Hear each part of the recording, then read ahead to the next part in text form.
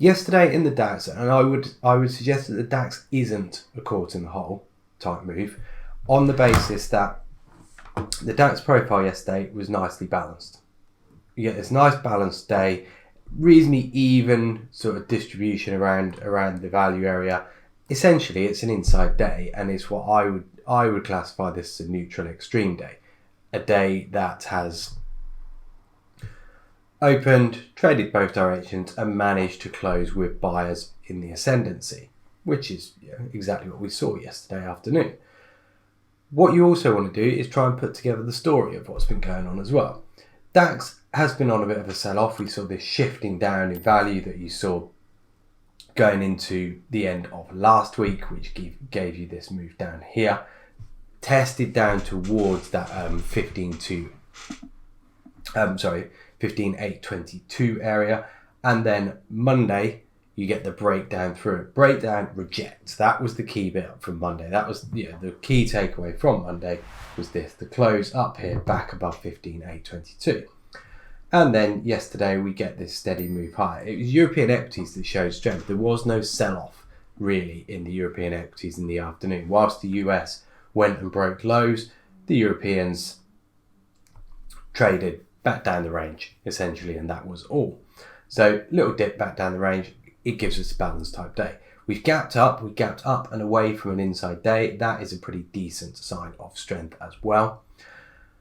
So on that basis, as long as you're staying above the inside day, so essentially keeping yourself above 16,000, as long as we can stay above there, DAX looks all good to then start to kind of, I put it, sort of climb the wall. This sort of gradual, multiple highs on an hourly time frame looks like an area that the market can then just step itself through. So that's really the kind of scenario that you might want to be looking for today.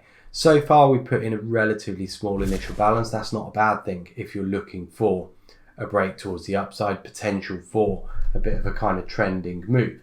And when you look at it in that respect, you've got this balanced value area, not a great deal to stop us moving all the way through this up towards 95, and then also these areas to trade through. So really, we're looking up towards 16,189 as the potential to the upside in the DAX.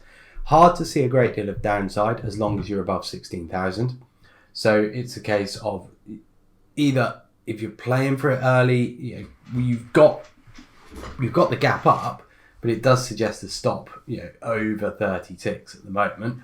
Or it's a case of waiting for the opportunity, the break of the initial balance. You get that with some pace, with some volume, pop out of that initial balance, leave a bit of a single print. That could also be the opportunity then for the run towards the upside, for that shot towards 16,189. European equities looking reasonably strong. In respect to the Bund then, so we're going to cover Europe first and then the US. The Bund's perhaps the market that really doesn't look like it wants to get going. It's really making it a meal of every step of the move down, but equally not putting in any kind of movement back up. Today, for example, we bounced back after yesterday's drop. We opened with a small gap up around 96, and what have we done straight from the open? Sell off. And it's essentially fallen back down through this little cave. So we're currently now trading down around about 83, 84. So it's not exactly a huge sell-off, and could well be the case that this is a little zone to then start to fill in. For those looking at this thinking, surely it can't keep on going, it's put in a horrible sort of dribbled move down. This is coming from the 21st of December or 20th of December. Just this relentless sell, one time framing type move down. And on that basis, you kind of think, surely it can't keep going. We are at a point now, this low comes in at around about 169.50. Yesterday's low was 55. I think that low is 52, the one going back all the way to late October before the rally and then the sell-off again. So we found a point from a daily perspective where if you're going to bounce, this looks like the place to do it from. The question now is, can we bounce, or does this break and we continue to see yields rising in Germany. An indication that the baton is switching essentially from the US and the UK, the focus being on their yields, all the way over to Germany, Europe, the ECB essentially. So question we've got for today then really is, do we get much of the same and this stuttered move to the downside, which is a difficult one to trade because the way that it's moving, it's not putting in this sort of clear directional move down. It puts in a move down, it rolls it all the way back up, and throughout the day it finishes marginally lower. We're putting in a pattern of these overlapping values. You get 2 days of overlapping value, then 1 day where we sort of eventually escape and move value lower. So really the thing to be looking for is that shift away from value. Does it come to the downside? Do we keep the move going, go and break those recent lows? That could bring in another kind of leg towards the downside. Or is it a case that we finally see a break of value to the upside? Getting above 170.00 could be a pretty significant moment for Bund at the moment. Get back above there, which is also at the minute going to negate the open drive down, gives the impetus for that move towards the upside. If that comes, bear in mind that if you've had 3 weeks nearly now of relentless sell-off, there's going to be a lot of people who are short, who have watched the move get shallower from the steep beginnings. We drew this trend line last week and that's been broken. The next trend line, much shallower trend line, is now getting broken as well yesterday and today, giving us a further shallower trend. So this is showing a move that is kind of dying off. It's tiring. If it can break up, you're going to have a lot of people thinking, right, well, that's the end of it. Let's start getting out, which could give you a bit of a liquidation type of rally. So keep your mind on that possibility. But at the minute, until you get outside of value, we're really in sort of wait and see mode in the Bund. And you've got that little cave to fill as well, which further suggests that wait and see mode. Right then, S&P. We've had 2 rejections. The rejections have been very clear on the cash session. Each cash session, last couple of days, big sell-off early doors, consolidates, no continuation, rip back towards the upside. Bear in mind, guys, this is option expiry week, and we're seeing that very similar option expiry pattern where you start to get this sell-off into the week. We'd actually seen the volatility pick up going into the week, volume starting to rise as well. So you're getting the pick up in volume, sell off. Are we now looking for the day? And bear in mind that option expiry isn't yet until tomorrow, so we could still get one more sell off. But do bear in mind and keep your eyes open for this cash open drive straight off the open. And that could be the one thing to keep your eyes on there. So eyes on that at the minute as a possibility. Technically, 47.16 is your area of interest. If you can get through there, this is the cave from the first week of the year, which is going to take you up firstly to 50, and then you've got the VPOC of that week as well, which comes in at around about 80 as your next target. So basically you want to get into this area, start looking at the reference points. You've got around 50, starting coming up around 70 as well.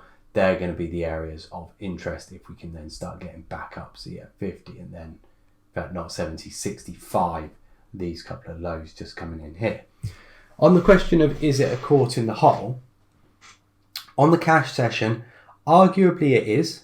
I don't think as noticeable as the previous cash session. What I've got here on my profiles is a split session. So cash overnight, cash overnight, cash overnight, just so that you can see which session's which. Yesterday's I thought was much more obvious, or I should say Friday's was much more obvious. Monday's was much more obvious. Yesterday's sell-off open, drive straight down, really, really clear. Caught in the hole type trade. Yesterday's a little bit less clear because we did have the single print here, which then does start to shift value higher. So yes, you've got the close that is outside of value, but we have put in a decent amount of volume up here, which to me would suggest perhaps not.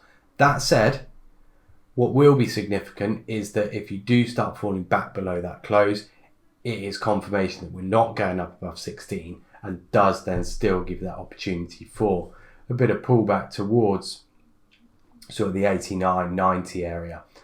Ultimately, that doesn't change the big picture and maintains a rather bullish bias. It maintains trade inside this overall cave here.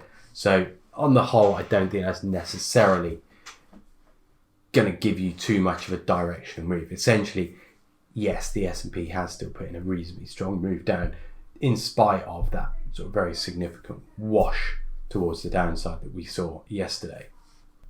One market that I think has overcooked it is gold. You go and look at the way that gold has set itself up, are very, very different. You don't have that volume driven towards the highs like you have in the S&P, like you had to a slightly lesser degree in the Dow. Gold, all the value has been left lower. It's all been left around this sort of 1802 to 1810 zone. And for that reason, it's hard to really see gold pushing towards the upside. On the bigger picture, gold looks reasonable to the upside in terms of the technical move down into payrolls. Very, very clear tail, high volume, wash out to the downside. Spot on. It's just what you want to see for a market to finish its move down to then start and move higher. So you've got what you're after there. The consolidation yesterday was good as well in terms of being able to form a base for a move higher. So equally, not bad news there.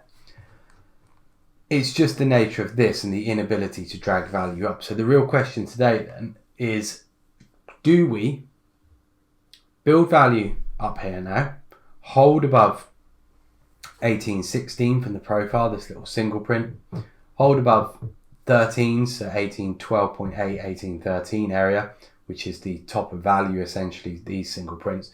If you can hold up here and move value up here, then over the 2 days, it drags value up. And so therefore solves the problem, if you will, of the overly stretched market. That does naturally restrict the likelihood of continuation today. And bearing in mind that we are essentially in a market that is in a range. So you're getting towards the top of the range with a rather stretched looking profile. This does make it difficult to justify or to explain why we should be surging towards the upside. So just bear that bit in mind. Could well be a day of balance to try and achieve this value push higher so that we can keep going. If not though, and this is what's going to be important to notice, how we trade at 16, how we trade down at 14, for the possibility that the market actually gets sucked down and you get this faster drag back towards value. This is where you need to see it slowing down on a drop if it is to balance. If it doesn't slow down, then this is where you get this drag back down towards value. The market sucks down and you can be targeting 10s very easily and potentially even that VPOC in the middle of range at about 0.5. So of all of the rallies yesterday, I think gold's perhaps the one that is showing the greatest degree of weakness or questionable rally. The positive to the upside that gold is producing is this little bit of a flag, but it is a flag created in an overnight session, which I'm always slightly more dubious of. Okay, just to contrast that, a look at oil, which of everything is probably the one that's put in the strongest and cleanest looking rally. Oil hasn't put in a questionable caught in the hole. It hasn't left value miles lower. Oil put in an open drive up, very clear in terms of its movement. It's put the drive up, it's shifted value higher, double distribution type day, giving us this sweep through this little block here, that 79.65 to 80.47 area, sweep through the block, value shift higher, market looks strong. What it does suggest though is, for different reasons, we could see something similar to the way gold might trade, in that we could see balance here. Market now has accepted value higher, but are you going to be able to find enough buyers to keep this move going? That's the question we really need to ask ourselves now for oil. Can this keep itself going at this point in time? Does it have the kind of strength to continue to find buyers up here? That's going to be the big sort of question that we need to answer for oil. In terms of support, and the way that I often look at a move that has trended in this way, is that any pullback you can look to try and play at least back up to the middle of range and potentially then for a continuation higher. So the real aim is to start looking down at where this support comes in. Single prints come in at 90. Volume tapers off down at around 65. That's your main area for me where the support comes in. This is the key zone. If you can get down here, and it could well be anywhere from 90 to 65 that a low gets found, that's where you can then start to play the market back up the range, looking for balance and then potential of continuation. I think that's the way to approach it. Balance followed by possible continuation rather than assuming continuation because we had a strong day yesterday. So there you have it. Multiple days with a similar look and very different profile structure. And that's the bit that you need to be trying to work out which one of these has got the strongest profile structure, which one of these has that scope to keep the move going the best, and how exactly you're going to play it. Right, I'm going to wrap it up there, guys. Have a good rest of your day. I'll see you all at midday. If you've got any questions you want me to cover, drop me a message, drop me an email, and I will cover that at midday. Until then, though, have a great morning. I'll see you all in a few hours' time. Cheers, guys.